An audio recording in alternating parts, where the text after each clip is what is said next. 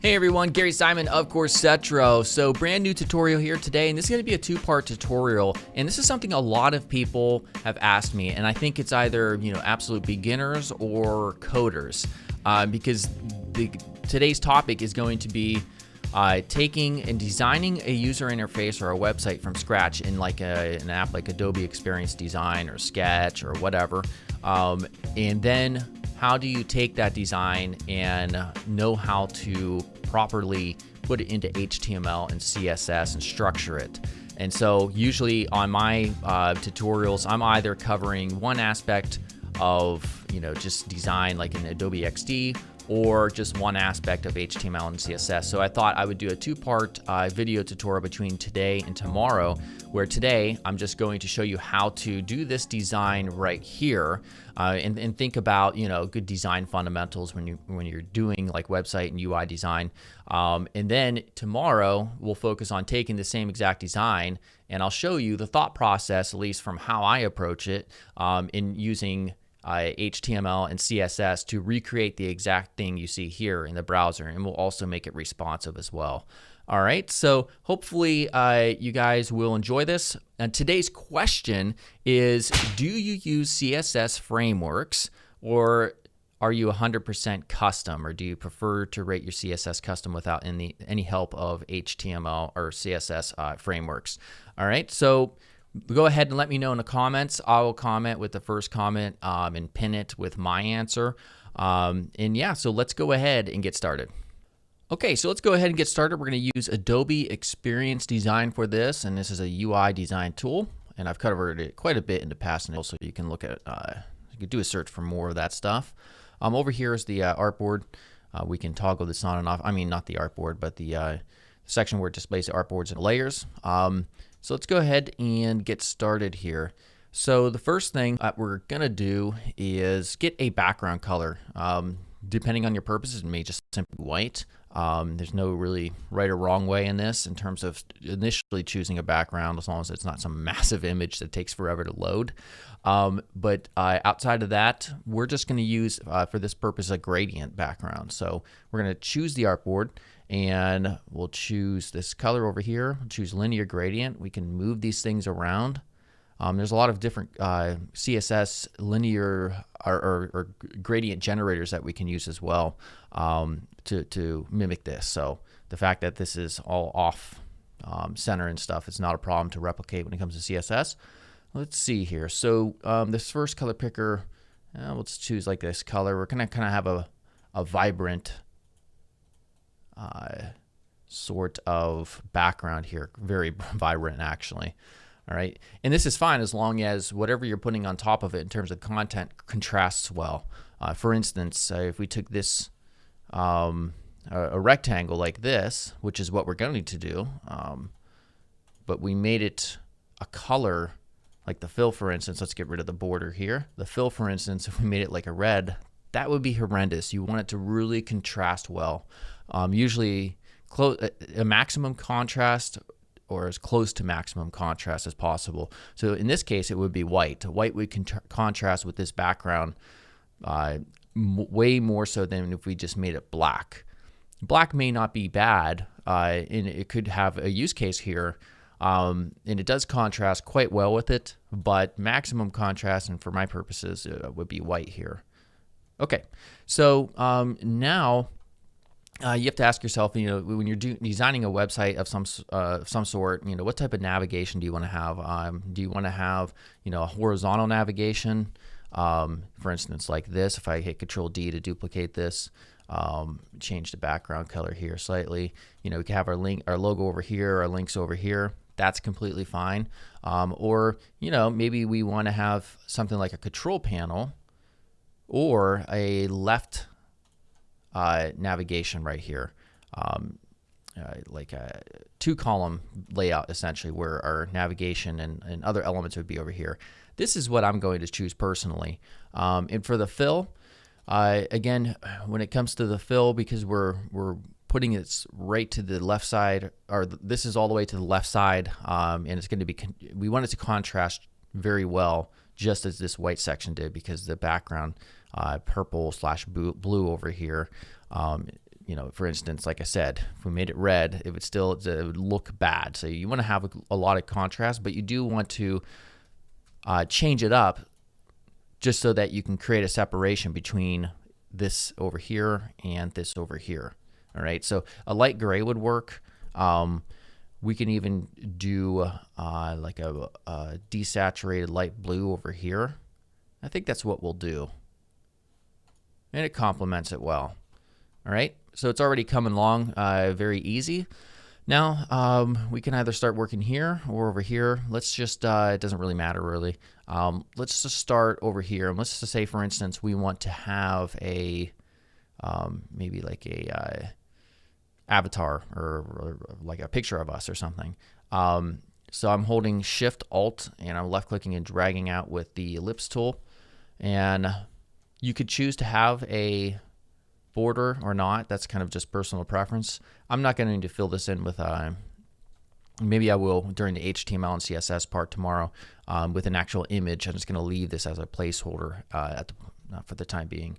And then also I'm going to left click and drag with the type tool all the way out and then center this. And we'll just put our name, Johnny Doe. And then make this black. And for our text, Montserrat, I'm always using that font. It's free from Google. You can use whatever you want, of course. Let's get rid of this here so we get more room. And the size, we can go a little bit larger. You just left click and drag up to increase that value over there. All right, and that looks pretty good. And notice, everything so far is really spaced out well. You know, I'm not taking this and just, you know, making some massive thing where it's touching the very edge. You want to have a lot of padding, a lot of margin, a lot of white space, as it's called.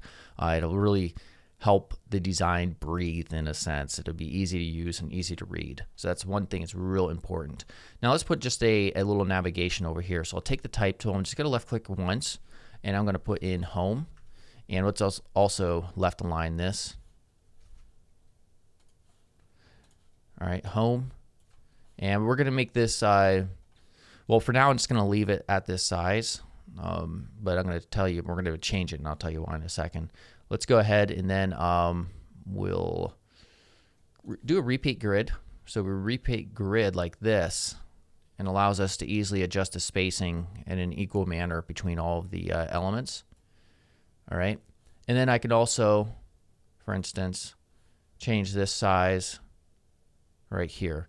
So initially, if we just left it at the size in relation to the name right here, being the same size, there would be kind of an issue when it's referred to as visual hierarchy. In design fundamentals, visual hierarchy is really important, and basically it's just a way of saying, all right, can we create separation between elements, especially based on importance? So your name's pretty important, obviously, so we'll make that bigger. And then through design elements, through aesthetics, we're going to create separation between these elements, and you can do that in a manner way. So font size, color, physical location, all these different things plays into visual hierarchy. So if I double click on this, let's make this smaller. Also through font weight, that's another way. So we can go ahead and change this to maybe regular for the font weight. All right, so now we've created separation already just through those elements. All right, so now we'll say we're happy with that. I'm going to upgroup this. Home, about me. We'll do portfolio and contact. So it's just kind of like a fictional portfolio here. We're going to duplicate this container, and to even create more of a separation visually between these elements, between the name at the top and the navigation here. Oh, by the way, I used the Alt key to drag this down in size. We're going to kind of encase it in its own container, and it's going to be very light. So if I take this background, make it all the way light, and then make the opacity just right around there, we create enough of a separation between all these elements. Still, this white container over here still separates over here, and then this also separates between those elements, or the element at the top rather. I'm going to just take all of these and maybe just move them down a little bit. All right. So very simple, obviously, but still very effective in terms of design. So let's go ahead and do the right side. So we'll put over here a headline. So become a master. I'm just making any type of, you know what, let's make it a little bit more relevant. So this is a fictional portfolio. We'll just do something like, I'm a designer of things, you know, some type of trendy, annoying thing that a lot of designers do, and they try to be unique, whatever. Let's go ahead and make this bold.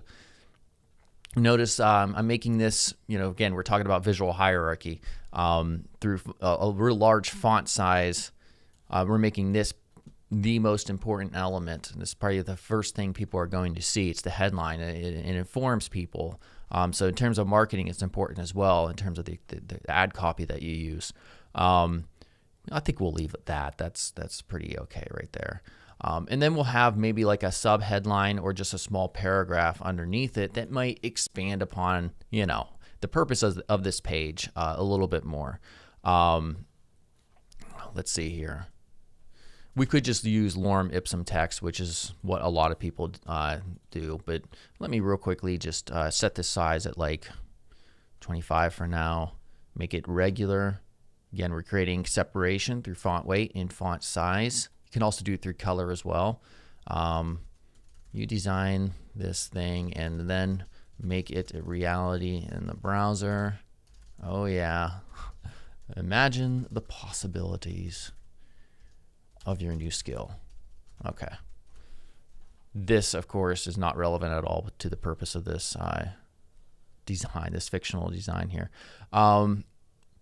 Yeah, that seems pretty good. You don't want to make it too large. You make it too large and it starts to, I would say, not combat, but it tries to challenge this top up here for too much emphasis. So we'll make this a little bit smaller like that. I think that's pretty good. Also, you can see the line height by default, where it says 29, the line spacing. You can increase this a little bit more. Things will be spaced out a little bit better. And then finally, let's do a, maybe we'll make this come down here. We'll do a call to action button down here. And it's called a call to action. It's just like a technical industry term for, you know, a very important button that you want people to click. All right. So this is, make it slightly rounded. And then we'll get rid of the fill. And we could use like a complementary color that's close to it in this spectrum up here, like blue.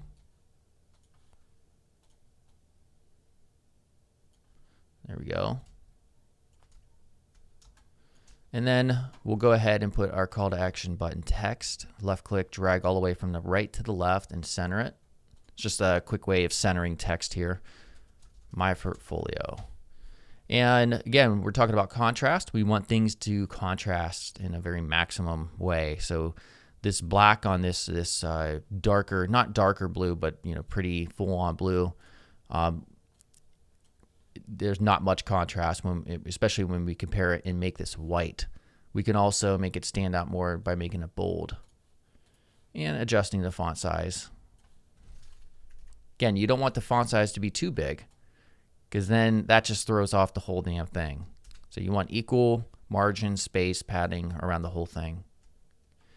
All right, so here you go. It's only been, you know, I don't know how many minutes, but we already have a really solid design. And just to show you when we get to the HTML and CSS portion, we'll do a little bit of a trendy, modern background little thing here with some Bezier curves.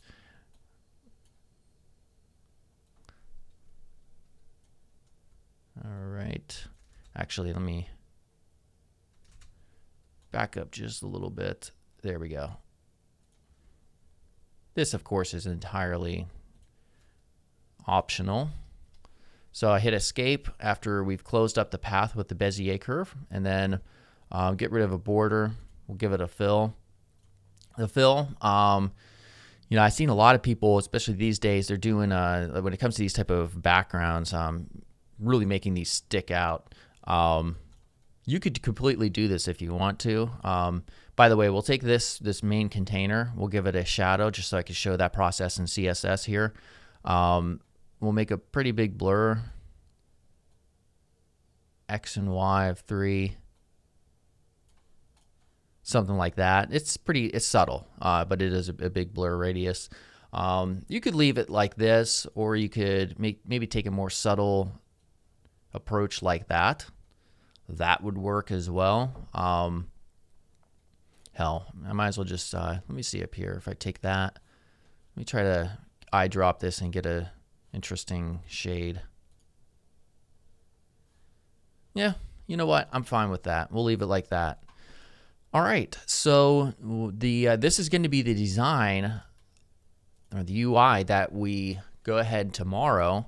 And of course, if you're watching this, chances are tomorrow already occurred, so you can just watch the next video. But in terms of right now, I'm going to be uploading the HTML and CSS process of taking this exact structure and this layout and making it a reality using HTML and CSS. So we'll wrap it up, part 2, tomorrow. All right, guys, hopefully you enjoyed that. Make sure you guys check out the next video, which is tomorrow morning. If you're watching this in the future, it'll be already up on the channel. And make sure you answer today's question, which is, do you prefer to use a CSS framework when you're starting out designing a website and doing an HTML, CSS process, or do you do it 100% custom, and in the idea that you're not using any type of framework that helps you? All right, see you guys tomorrow.